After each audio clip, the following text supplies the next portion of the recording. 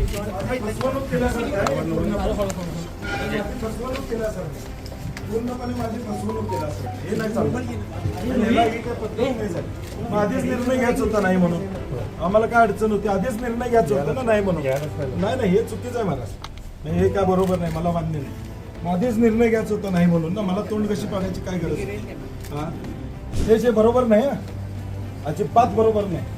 लक्षात ठेवा, तुम्हाला सांगतो मी जेवढ्याने आग लावल्याचं की नाही तेवढ्या सगळ्यांना सांगतो. आणि स्त्रियांचा अपमान करणाऱ्या या सतीश पाटलांनी जाहीर माफी मागावी, अन्यथा याला महाराष्ट्रामध्ये कुठेही फिरू देणार नाही. लक्षात ठेवा, सतीश पाटलाचा बाज उतरवला पाहिजे.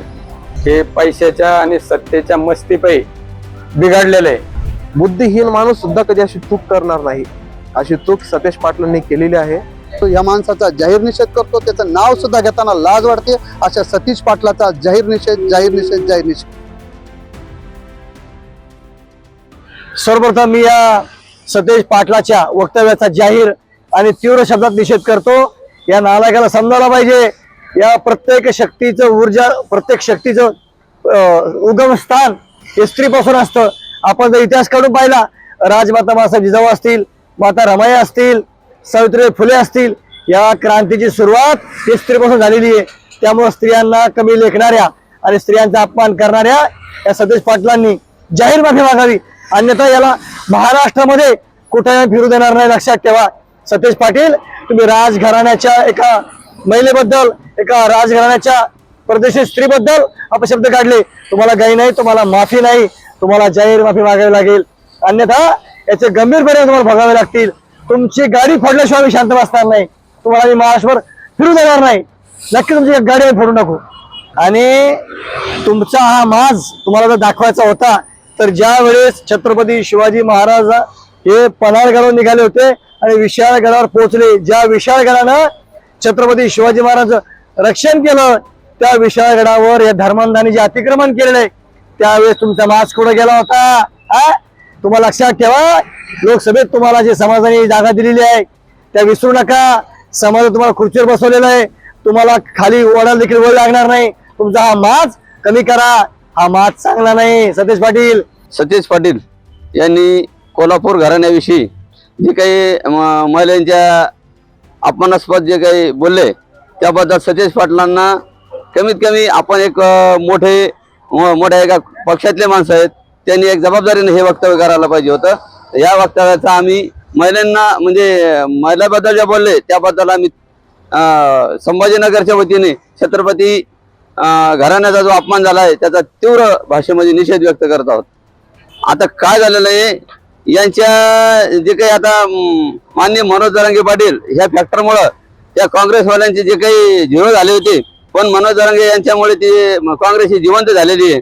आणि आता सध्या त्यांच्या डोक्यामध्ये जरा मस्ती शिरलेली आहे, मस्तीमध्ये आलेली आहे. जरा हे आलं पाहिजे, त्याच्यामुळे हे अशी वक्तव्य करावं असं आम्हाला वाटतंय.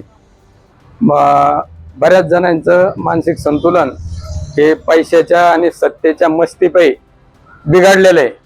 महिला राजघराण्याची असो किंवा अन्य कुठल्याही क्षेत्रातले असो, त्या महिलेविषयी आदर होणं गरजेचं. मासाहेब जिजाऊच्या या महाराष्ट्रामध्ये, मासाहेब रमाईच्या या महाराष्ट्रामध्ये खऱ्या अर्थानं या नेत्यांनी स्वतःचं आत्मपरीक्षण करावं आणि मगच स्टेटमेंट करावं. अशा चुकीच्या स्टेटमेंटचं मी जाहीरपणे निषेध करतो. हे जे वक्तव्य केलेलं आहे, खरं तर महिलांबद्दल असं वक्तव्य करणं म्हणजे मूर्ख आहे असं माणूस मी म्हणतो.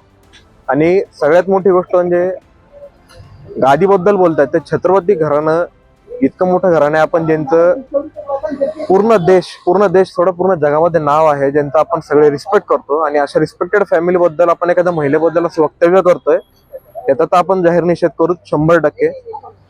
पण आपण महाराष्ट्राच्या सगळ्यात मोठं असं नेतृत्व असलेलं, सगळं आपण ज्यांना देव असं स्थान देतो, शिवरायांना, ज्यांनी बाकी महिलांना आई समान असा दर्जा दिलेला आहे, आपण त्यांच्या घरातल्या एखाद्या स्त्रीला इतक्या खालच्या वाक्याने असं बोलणं कितपत पडतं किंवा आपण कोणत्या हिशोबाने बोलत आहोत त्यांना हे तरी कळायला पाहिजे.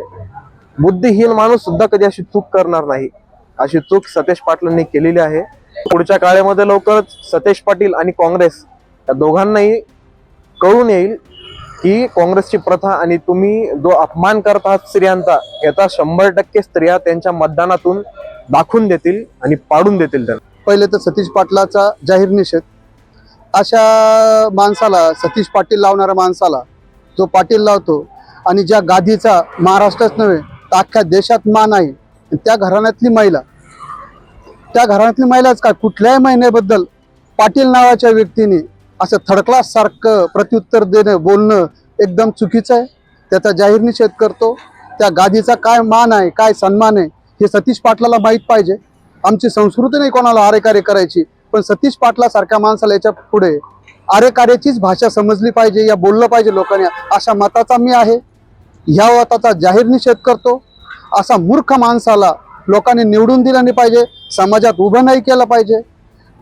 छत्रपती घराणं हे काही मराठ्यांचं नाही, 18 पगड जातीला घेऊन चालणारं. आणि ज्या शिवरायांचे आपण सांगतो का सुनेला, कुठल्या महिलेला ते आईचा दर्जा द्यायचे, त्या आईचा दर्जा देणाऱ्या घराण्याला हा माणूस ह्या भाषेत बोलतो. ह्या माणसाचा जाहीर निषेध करतो. त्याचं नाव सुद्धा घेताना लाज वाटते. अशा सतीश पाटलाचा जाहीर निषेध, जाहीर निषेध, जाहीर निषेध. पहिला मुद्दा तर जय शिवराय. छत्रपती घराण्याच्या सुनेबद्दल असू द्या किंवा कुठल्याही महिलेच्या बाबतीत असू द्या, कुठल्याही राजकीय व्यक्ती असू द्या किंवा कोणत्याही व्यक्तीनं महिलेबद्दल टीका करणं हे पहिले अशोभनीय.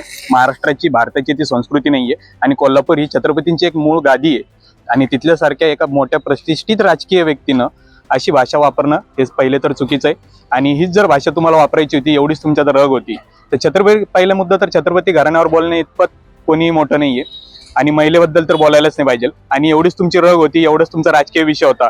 तर ज्यावेळेस संभाजीराज छत्रपतींनी विशाळगडाच्या अतिक्रमणाच्या वेळी जो आव्हान केलं होतं किंवा तिथलचं जे अतिक्रमण होतं ते त्यांच्याच अखत्यारीतला विषय होता, त्यांच्या चेहऱ्यातला विषय होता, त्यावेळेस त्यांची रग कुठे गेली होती तुम्हाला? म्हणजे मग राजकीय विषयासाठीच तुम्ही हे फक्त तुमचा राग व्यक्त केला जातो का? मग सामाजिक विषय असतील, ज्यावेळेस तुमच्या धार्मिक विषय असतील किंवा आपली जे तुम्हाला, जर तुम्ही छत्रपतींच्याच गादीच्या एरियामध्ये राहतात, कोल्हापूरचेच तुम्ही आहात, तर तुमच्याच एरियामधलं ज्यावेळेस अतिक्रमण झालं त्यावेळेस तुम्ही शांत होतात, मग त्यावेळेस तुम्हाला राग नाही आला का?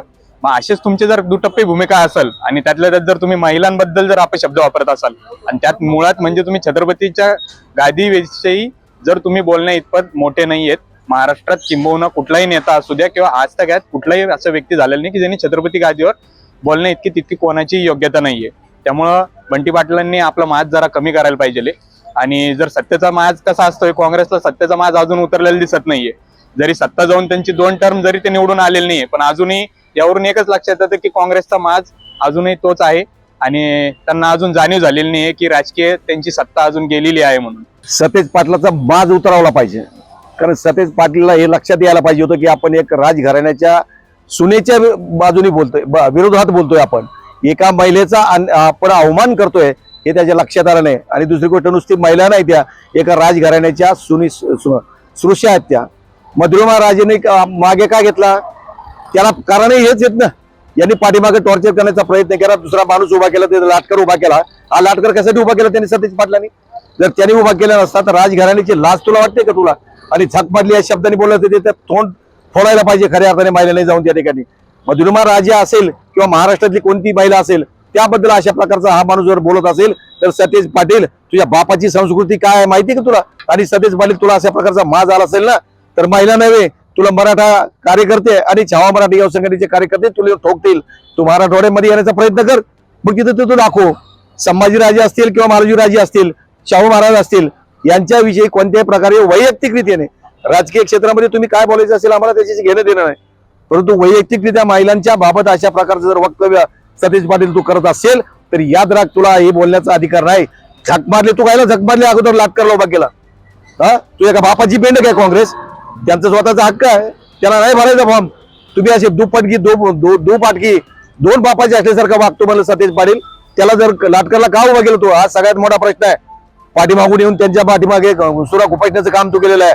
अशी अवलादी, बेदर अवलादी आहे, ते बेकार अवलादी, अशा प्रकारचे सतेज पाटील सारख्या अवलादीला ठोकून काढलं पाहिजे. आणि याचा काँग्रेसने सुद्धा निषेध केला पाहिजे. जर काँग्रेस निषेध करत नसेल तर संपूर्णपणे महाराष्ट्रातल्या महिलांनी याचा विचार केला पाहिजे.